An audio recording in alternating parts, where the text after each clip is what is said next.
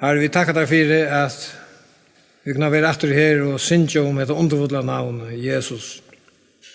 Och höra om det, Herre, och ösna ut från gamla testamentet, att söka hvordan allt talar om det, så liksom du själv säger, att du fylldes vid tvåmna, att du lär sig en att han uppröstöjna, och du fylldes vid om till Emmaus, du säger allt det skriver om det,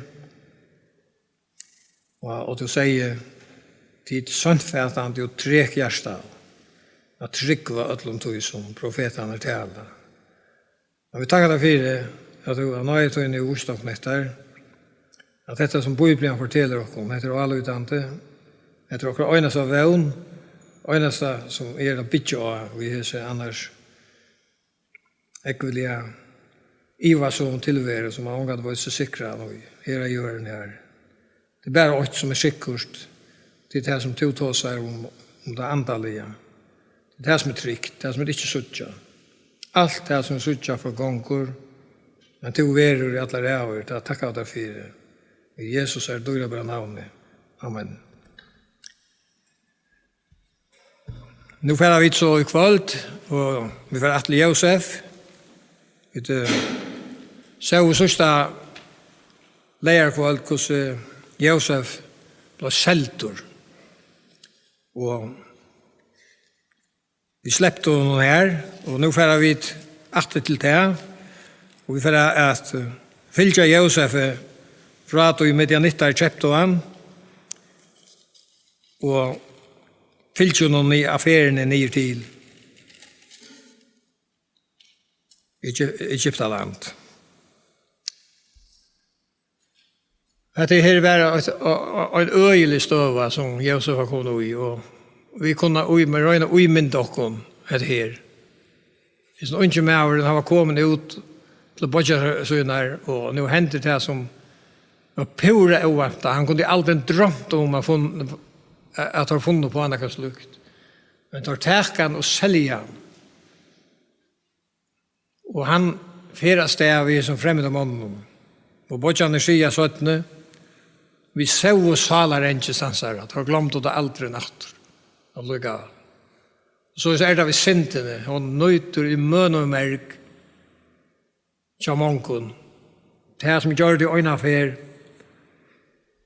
det blev vi hävnas i attor och attor. Öjna som medal till att läsa det till Kristus. Han läser oss nu och fullkomliga. De som tror han för syntena. Och tar sött och vi såg oss halar inte sansvara. Ta han böna i okkon. Men vi lustar inte efter honom. Så fer han stävi som främmande folkon, och kunna huxa om ängelsna och nejerna var i. Vi det första självor av det kom i hesa stöv, och nu är han knappliga. Det är en trälor så främmande folk. I stedet för att släppa höjmakt till pappa som han var så gaur vi, och som han visste var så gaur vi ser, så må han ha steg och fylkas vi här som främmande folk, och han är en trälor. Han var inte kvätar för att göra visse, och omfram till löjningarna så har han också inte salalig löjning att han huxar en pappa som sitter hemma och gräter. Det han visste hur så gaur han var, visse. Det är akkurat det som Jesus måtte göra någon för okkon syndare. Han var salarengist. Vi läser det i Getsemane, att han kom i dig engist. tema var något rävligt att komma dig enkelt. Jag råkar vi att en människa ordentligt kommer dig enkelt till att ser dig för egen och onka vävnöjer. Onka som han kan lyta och kanske gör förkasta god. Och här till hela stövna kom Jesus i dig enkelt för oss.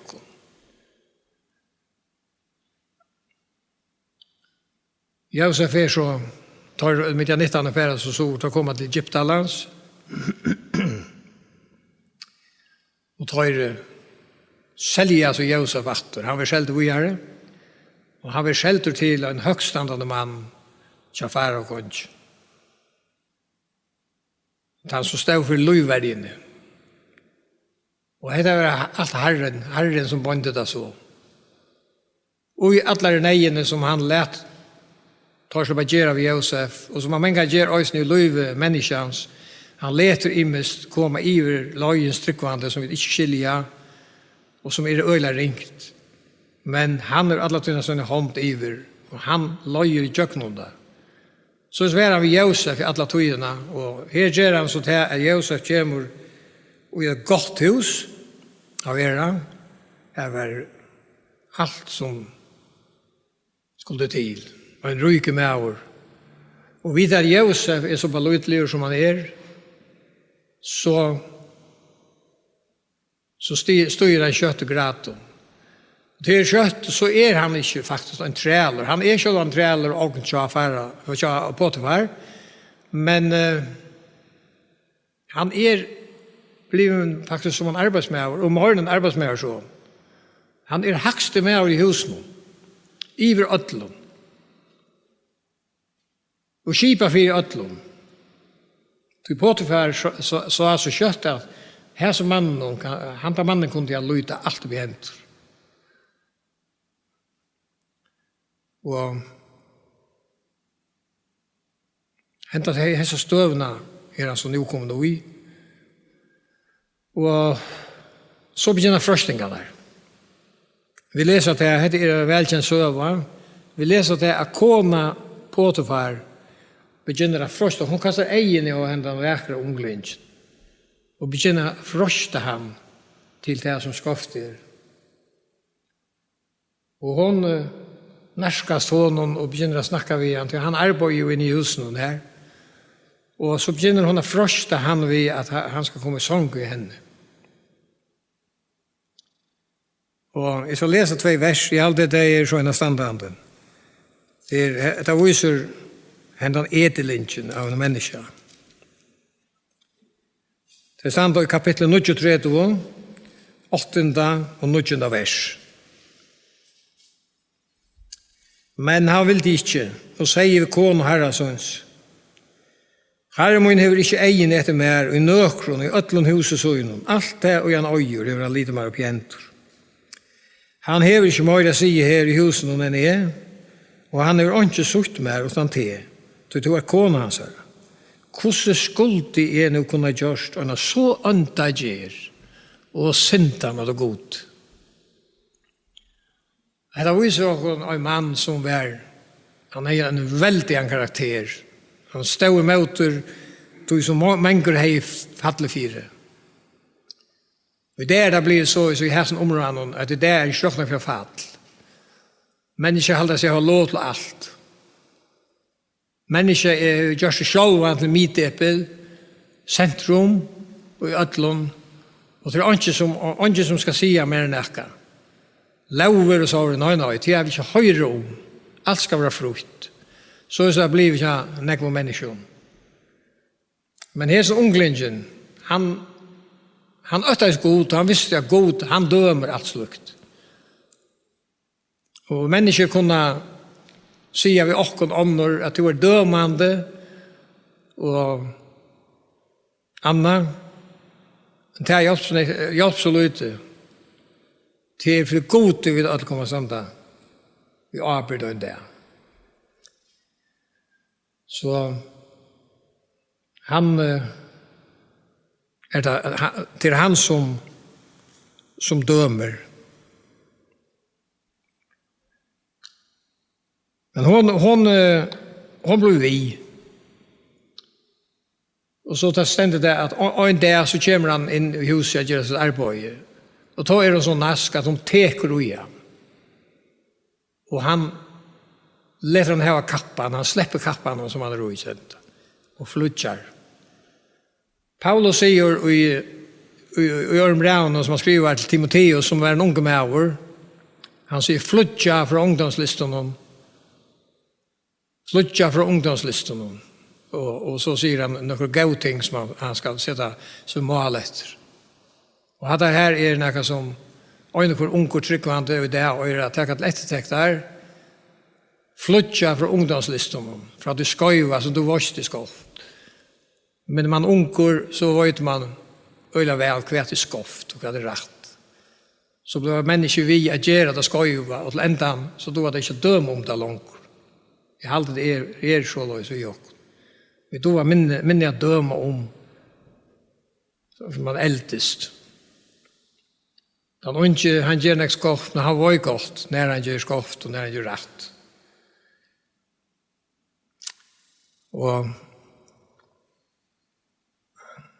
hon ständer så efter. Kona Potifar ständer efter i husen över kappan och sa Josef, nu är hon kommit in i ringastöv. Hon visste inte när och onkel kunde komma in. Hon hade brukt sig lösna akkurat onkel var inne då. Och då hade hon attla att frosta Josef. Möjligt att hon är böjna vid nervös för onkel kommer här och kvillliker kappen i honom här. Och en synd ger en ära. Du är tröster till att göra nästsyndna. Det är ofta avlöjningen av synd. Och hon för att rätta sitt egna kind som hon finner bakkost. Och hon kväpper sig inte vid att nu har väntat ötlån och hötte och få skilten ifrån Josef. Och så fortäller hon för Potifar att det är han som plus att det är en trällare du finns jag som är bredare. Han kom in till mun och så. Och så han tror på att det var konsunen och han är rävlig ytterligare. Och så är han sätter av Josef fångsel.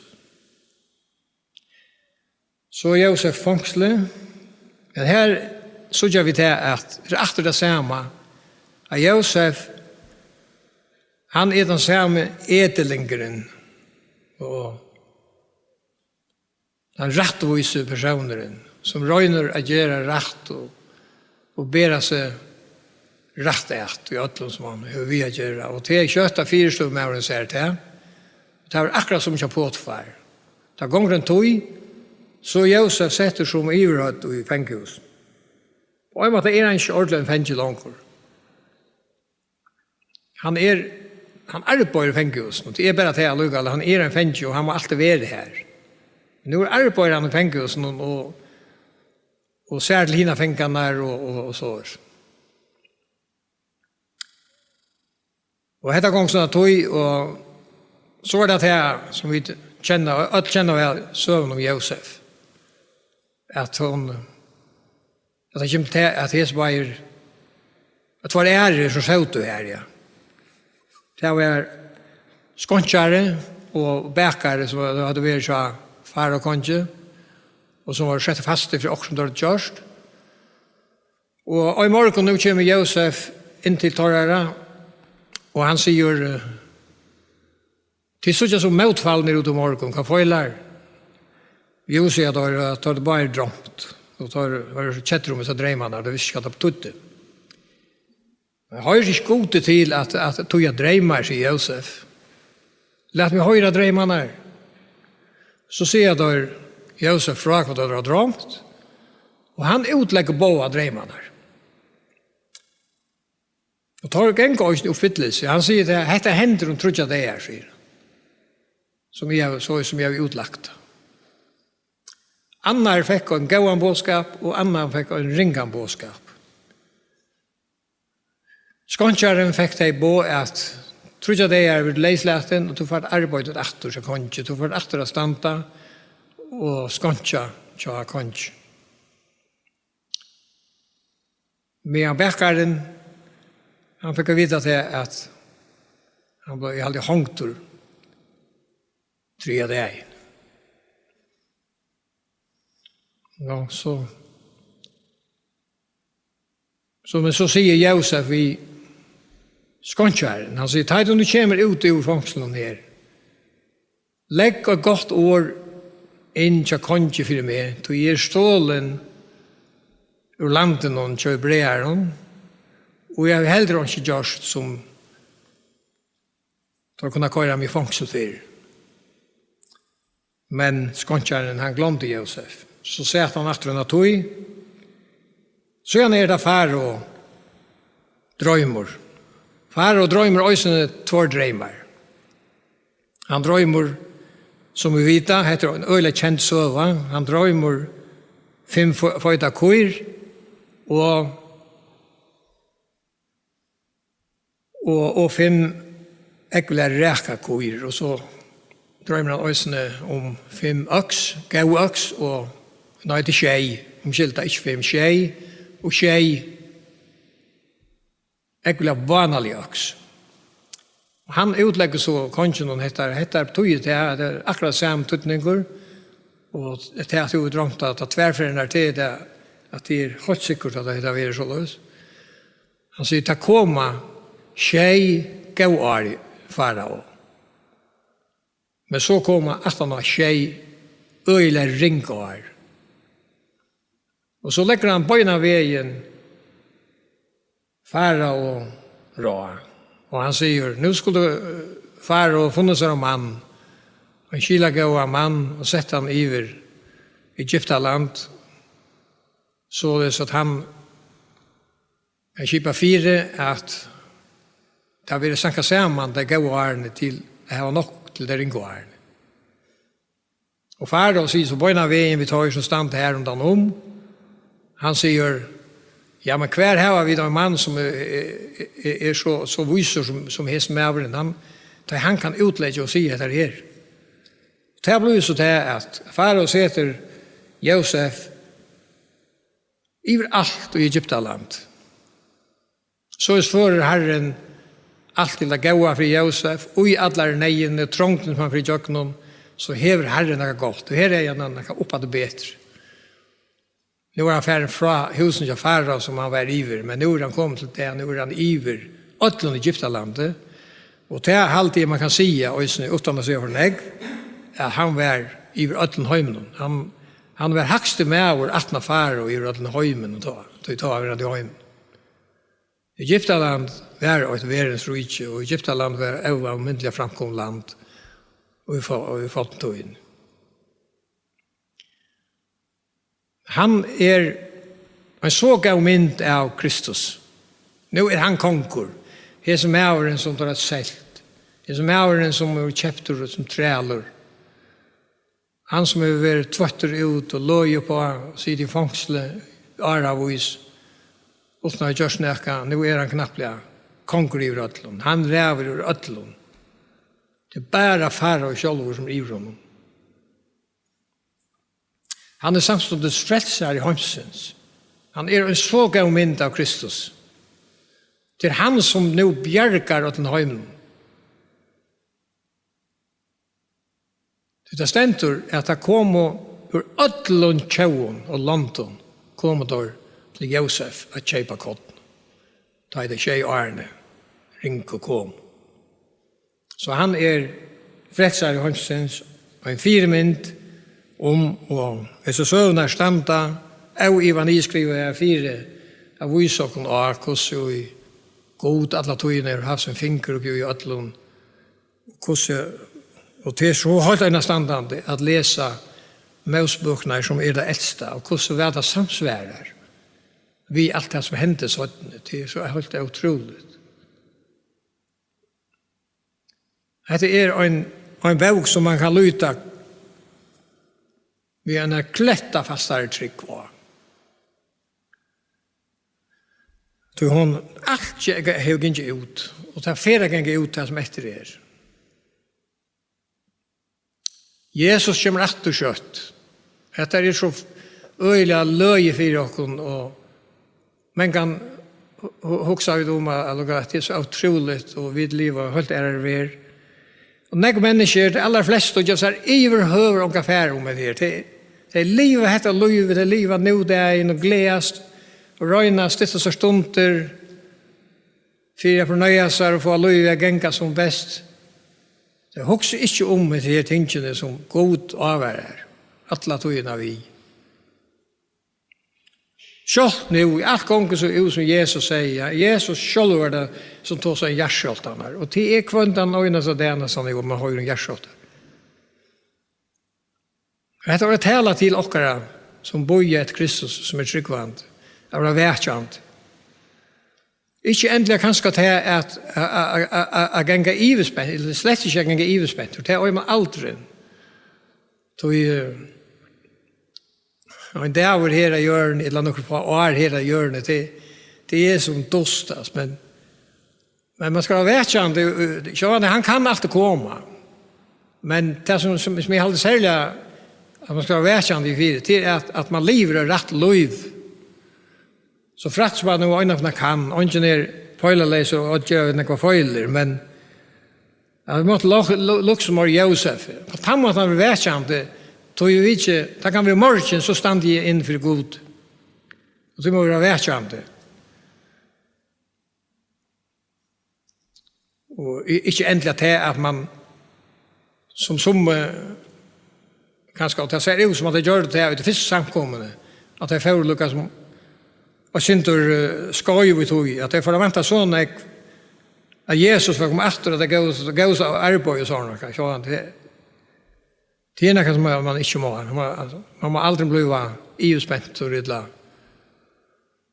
och som ja finner kanske akkurat rätt år för det nu och idag jag har jag boyn i hjörnet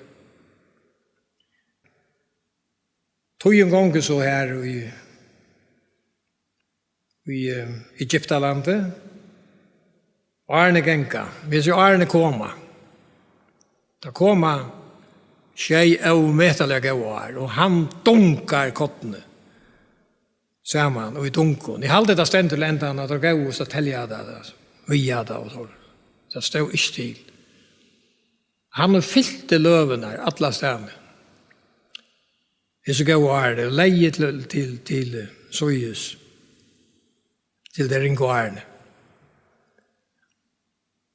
Så ska jag ansam kanske inte att bli politisk, men kanske politikerna också har gått av höra ett år först från gode.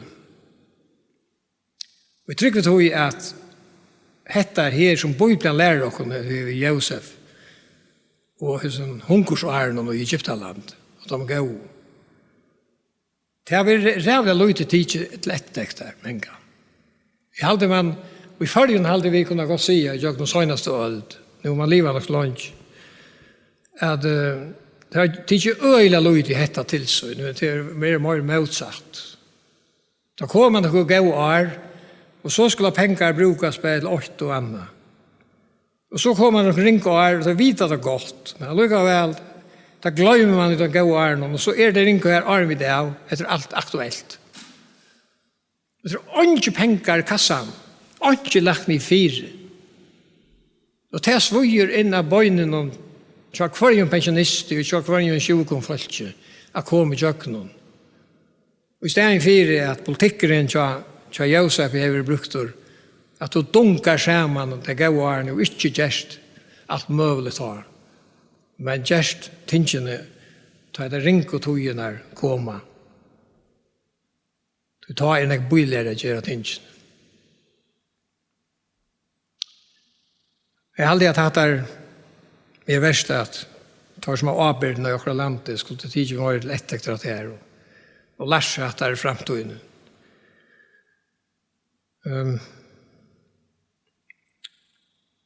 Jag ser här tjej och Arne de kommer så att ända. Och så kommer de rinkoarn. Och det blir en öjelig hungersnej runt om allan höjmen. Och tar jag vill läsa att bröderna kommer till Egyptalands. Jakob säger sin så när jag har hört att han fast katten i Egyptalandet, og færre nyer her, og kjøper katten, så vi ikke dødde hungre. Og da færres det at det tog ikke brødene, Benjamin var etter, og tar komma nye til Egyptalands. Josef kjenner da bøyna ved i Kjølvande, men tar kjenner ikke Josef. Og nå for Josef var røyna brødene. Han leiper ikke faen av dem, så da vi er. Og sier at skal være glemt, det er så godt at så ikke det gnatter. Og han her og vittor. Han beskylder da for jeg var en gjesnare. Han får skrettse løyve ut av dem. Og tøter oss noe godt det av. Og det enda av tog at han sier ok, han finner ikke det. Så løs han snakket vitt og finner ikke vite at papen levde og Benjamin var gauen standet og ikke tog han ikke vi. Og han færder så til at lova til at da slæva Benjamin vi nest for at det kom. Og da kom så ikke for eier, sier han. Åttan at Benjamin vi. Så det kan Simeon til Gissel. Først så der alle trodde i fengehuset her. Han forskrekte der ordentlig. Da så trodde at det er fengehus. Så lå han dem utatning og sier etter Vittor. Og så sier han, nå sitter jeg Simeon fast han her, og jeg har ikke mer. Og så ferdig bare høymat. Og som han gjør til øsene til at han legger alle pengene her som tar opp talt for etter kottene og i settene her, over settene her. Så får han dra hjem. Og det er altså ikke disse her pengene for en halvtid, for en da kom og hjem. Men ta opp det da så gosser at pengene lå over settene.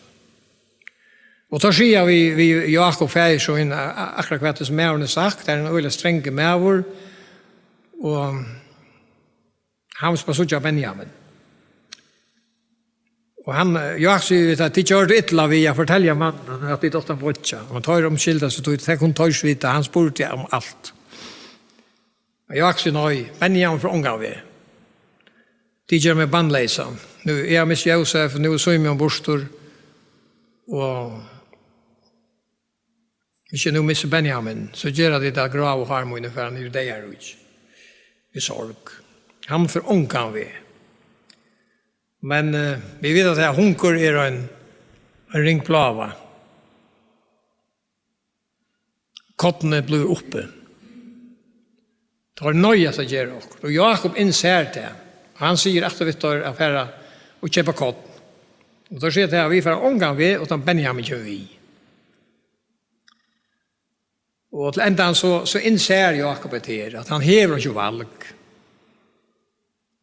Det tar ikke at det hungre hvis det ikke var kotten, så han må lete Benjamin slippe vi.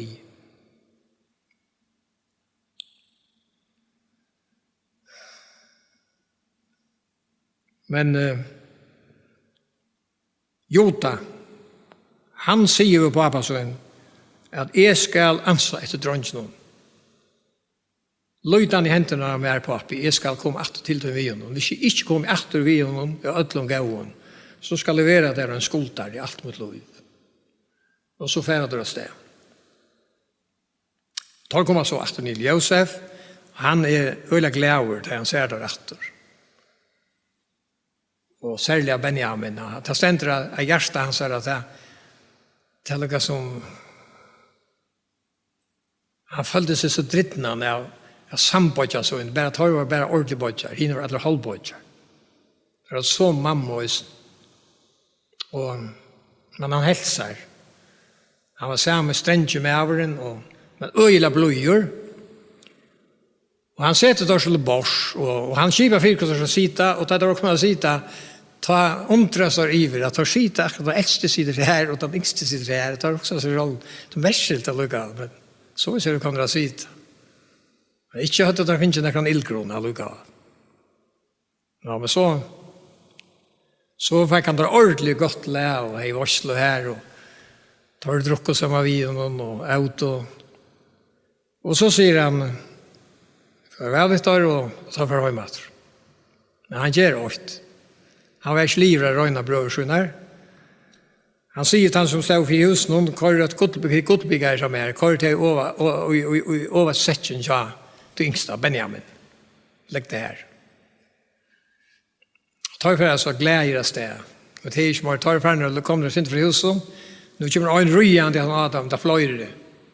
Och så jag vet att det var illa gjort att ikke. Att det ju bikar som Harry och brukar till att spå i tidigare färna stäv. Nej, det hade det inte. Det var pura förfärligt och butter.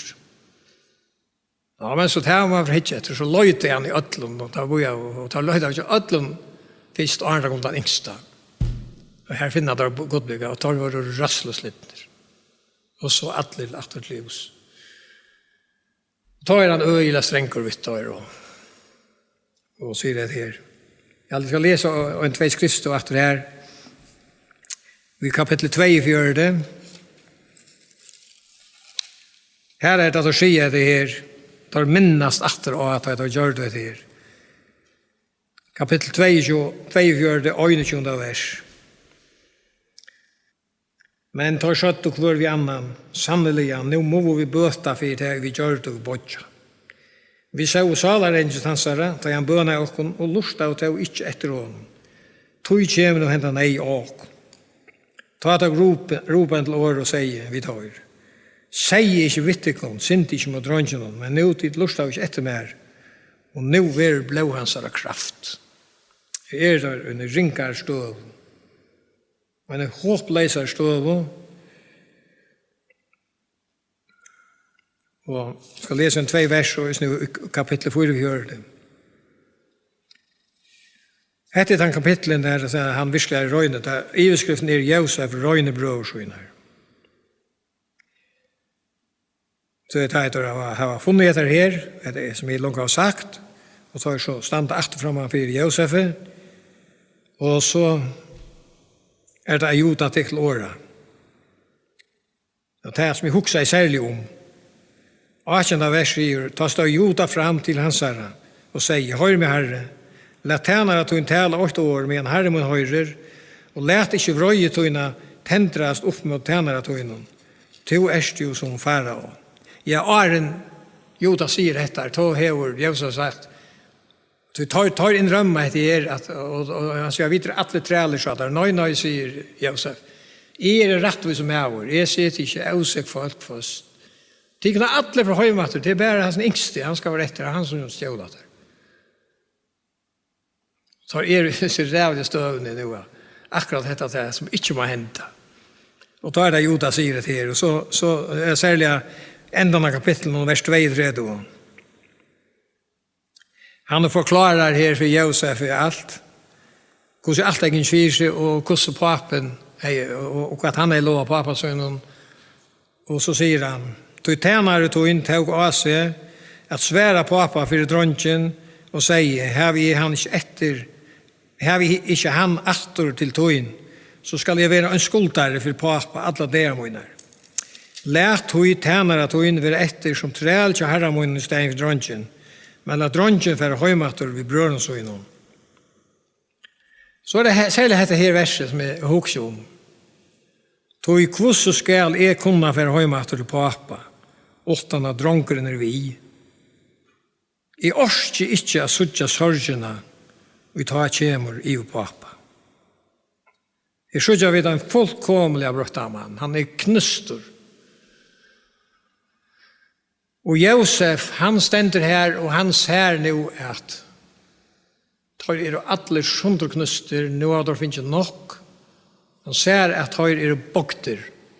Tar ikke så med herrent og stolt og fyran som det er det er skjelt og han. Tar alle kunne fære høymat til pappa som bær og penta en liknende sammen for honom. Og enda røyna trosta han og gjødlåns ned. Og sitter her som falsare. Nu er det helt annet. Juda orskar simpelthen ikke. Hetta må ikke hente øyne fra træt. Og han sier, takk med for dronjen. Jeg skal være træle døgn. Lett bare han slippe høymat pappa så er alt lei. Og ta det Josef, jeg finner ikke nok. Altså. Nu er han rundt der nok, og han kan heller ikke halda seg nok. Jeg har lest versene her, 45, nå må jeg prøve livet nå kveld, men Kapitel 45, vers 8. Ta kunde Josef ikke halda så langt, for øtlen tøymne tjån og stå, og han røpte, la de øtl være ut, det var således ånden tjastater til Josef, sier brøren sønnen hvor han var. Så skär han og i gråt, han græt så hardt at Egyptar hørte til og tenkte far og fikk det å vite. Josef sier i brørsønnen, Josef, lever på opp igjen. Men brøver hans har fikk svær hon og så ratte vart av hon. Så sier Josef i brøversønnen, kom her til moin. Og ta etter kom til hans, og sier han, Josef, brøvertikkere som til Selto til Egyptalands. Men nå skulle det ikke være ringer om det, eller gremja tikkene om at tid Selto mi hier. Til å bjerga løyvun har godsendt mi hier undan tikkene. Nå har det 2 år ved hungersne i landen, og i 5 år enn skal først være platt eller hesta. Tog sendte god med undan tikkun, tog han ville leta tikkun, øye etterkommere i hjørne, og tog han ville leta tikkun liva. Hjertelig bjerging for mange. Nå det her nøyen som kommer inn. Å være på noe av å bære vegna karløygan fra en øremenneske, og ikke har fortjent hos han har bare haft avløyngene av hos man har gjort. Men man slipper undan hans ner. Henda tunga biren fetter av dem, som li av dem av lærerne.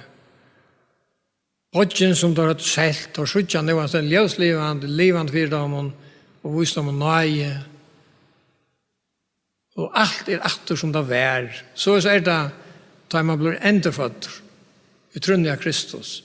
Alt det gamla løyve, det har vært tidsvekk, fullkomlig glemt. Kastet i havsens djup, då börjar på en nytt liv, samma med Jesus. Jesus mennene kunne sannelig med börja til nytt liv, samma med Bodjasønnen. Og tar for å høyme at du gleder, fortalt og fire Jakob. Alt dette og han vil ikke trykke at du er begynner vi, men da jeg så alle vagnene, så var det nødt til å trykke at du ikke lov for seg. Og første Mosebok ender vi at Jakob fer nyer til Egyptalands. Og så, da han er vært her i 16 år, så dør han. Og Josef dør øsene, leser av det siste kapitlet. Og alt det atterlige døyr, leser av det første kapitlet i Mosebok. Så så han faktisk på om patriarkarna lio, og nu kommer vi til Mosebok. Og nu det her øyla aha skjer til at nu begynner det å gå ut av liftene. Etter lenka tog, at det ganske glemt det her. Men nu begynner det å gå ut. Flere 100 år var gynnt. Så det. Nu er 2000 år så han Jesus døye, og han sier det selv, og han kom etter det samme åt. Det er mange som ikke trykker på det. Men det er så løs, det er så løs. Knapplega, det har vi sikkert øyelagt, knapplega ved det sjåvand, så hender det her.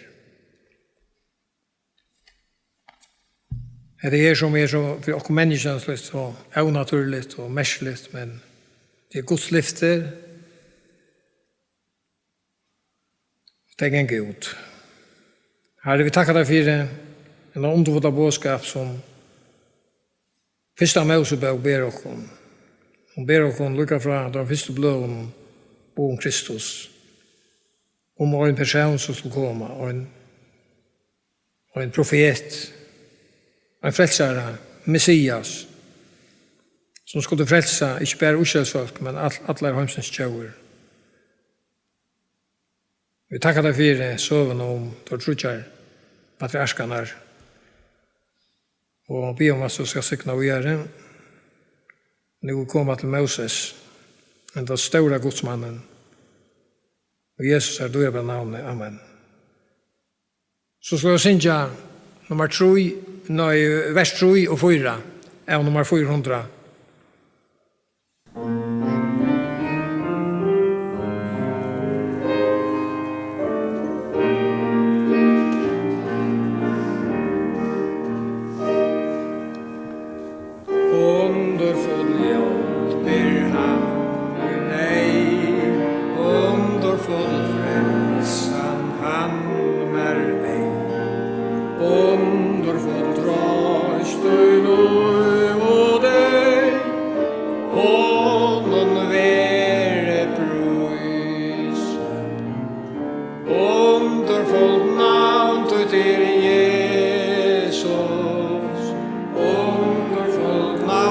Tøtte